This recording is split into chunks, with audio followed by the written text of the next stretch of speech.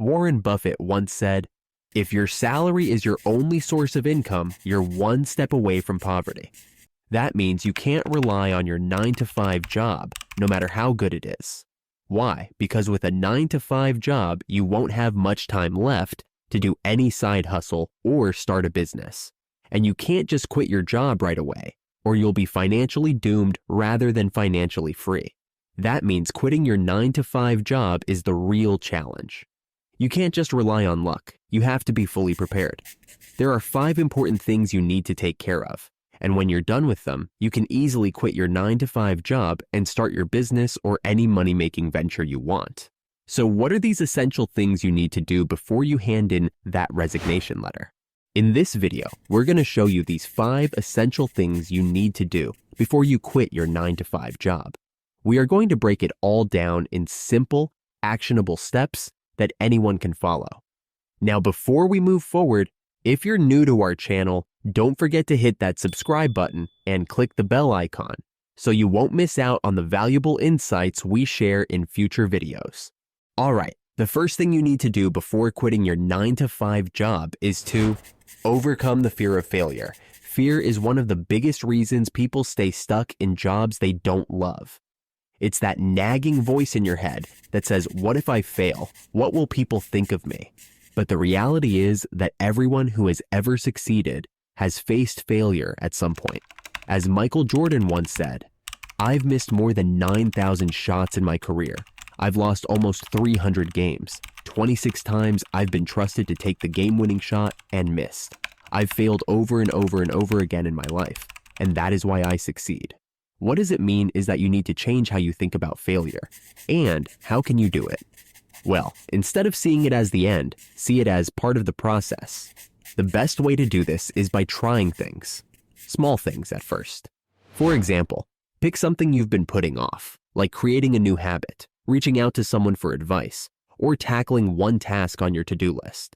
Let's say if you're planning to start your own business, try testing the waters before you quit. For instance, if you want to sell handmade products, set up a small online store and make your first few sales. These small wins help you build the muscle of perseverance and trust in yourself. When bigger challenges come, like running a full-time business, you'll be ready to face them. It's also important to stop worrying about what others think. Remember Bronnie Ware's famous insight from her time as a hospice nurse? The most common regret of the dying was, "I wish I'd had the courage to live a life true to myself, not the life others expected of me." Don't let this be your story. You're the one who has to live with your choices, so make them count. By taking small, consistent steps, you'll start building resilience and confidence. Over time, you'll find that the fear of failure has less power over you, and you'll be ready to take on the bigger challenges of life after your 9-to-5 job. Now, let's move on to the second step in this journey, which is to set up support and accountability now. Why do we stop investing in ourselves and our dreams after school? It's so common to think that once we graduate, we should figure everything out on our own and for free. But this mindset is completely backward. If you want to succeed, you need to keep investing in yourself. Benjamin P. Hardy, in his guide about Want to Become a Multimillionaire, makes it clear that invest at least 10% of your income in yourself. He argues that for every dollar you spend on education, skills, or relationships, you'll see at least $100 in return.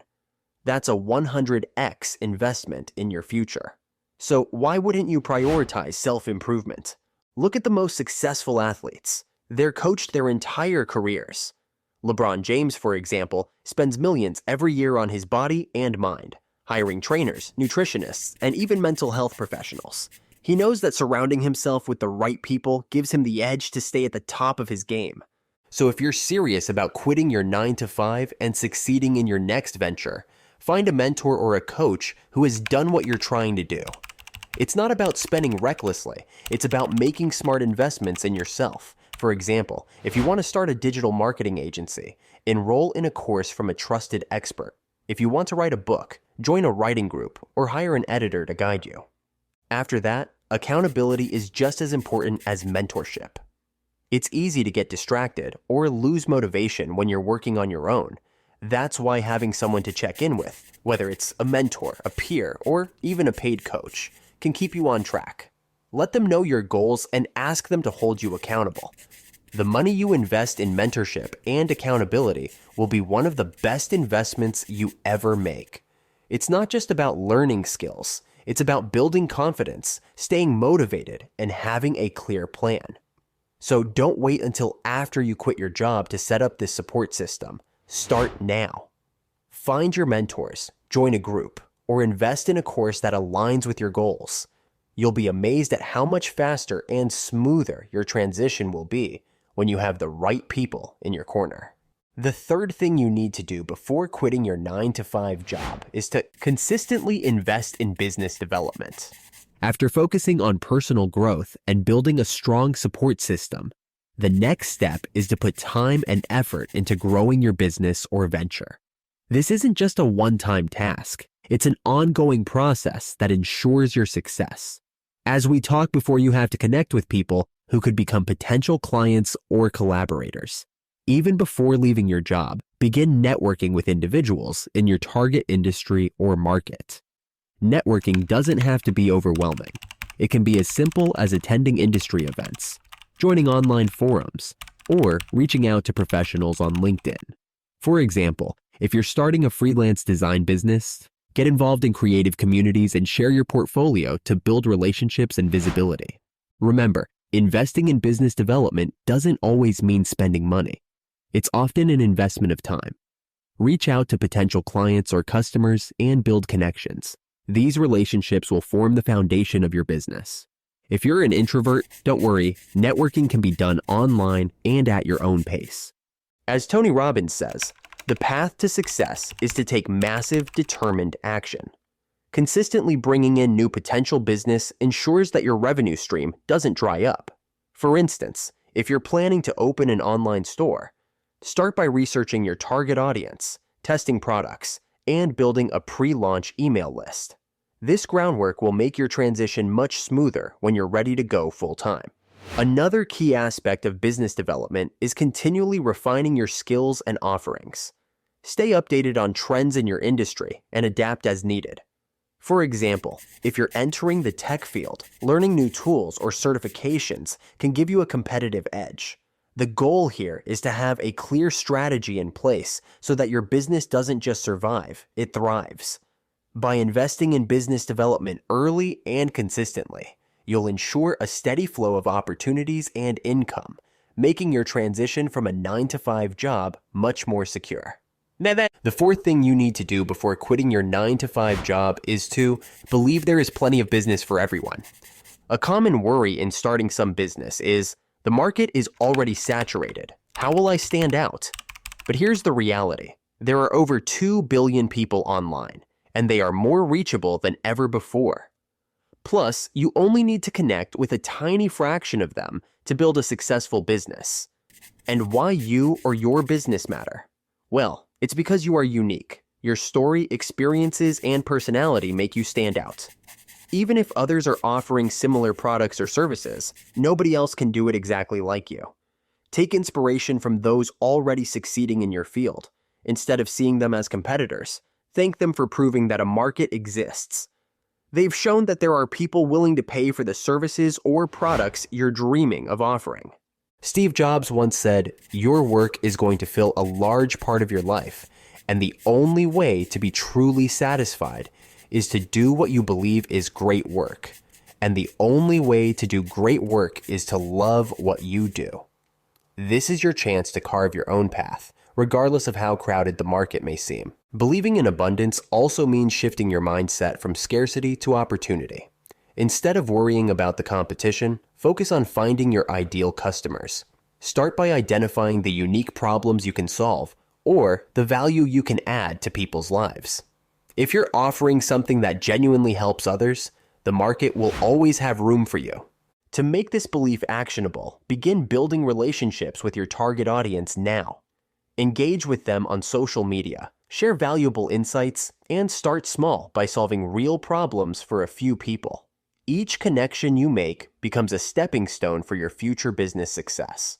When you adopt this abundance mindset, you'll see endless possibilities instead of barriers. The world is big enough for your dreams, and by staying true to your unique story, you can create a business that thrives. The fifth and final thing you need to do is to hire out your weaknesses as soon as possible. Admit it or not, but there are always some tasks you're not good at and things you absolutely hate doing. These are the areas where you need to bring in help. Sarah Blakely, the youngest self-made female billionaire and founder of Spanx, once said, "As soon as you can afford to, hire your weaknesses." This advice is gold. Trying to do everything yourself can hold you back and drain your energy. The time you spend struggling with tasks like accounting, taxes, or technical work is time you could be using to excel at what you do best. Take an example. If you're amazing at designing but dread bookkeeping, hire an accountant. They'll do the job in half the time, and you can focus on building your business. Think of it as an investment in both your peace of mind and your productivity. Another reason to delegate is that it helps you maintain your momentum. If you're bogged down by tasks you hate, you risk losing motivation. But when you free yourself from those tasks, you can channel all your energy into growing your business and serving your clients. Hiring experts also adds credibility to your business. When you have skilled people handling key areas, your operations become smoother and more professional. This creates a better experience for your clients and helps your business stand out. Start small if you need to. Hire a freelancer for a few hours a week or use affordable tools to automate some tasks. As your business grows, you can expand your team. The goal is to build a system where you're focusing on your strengths and letting others handle the rest. And there you have it, the 5 essential things you need to do before you quit your 9-to-5 job. If you found this video helpful, don't forget to hit the subscribe button and click the bell icon so you never miss out on our future tips and insights. Thank you for watching, and we'll see you in the next video.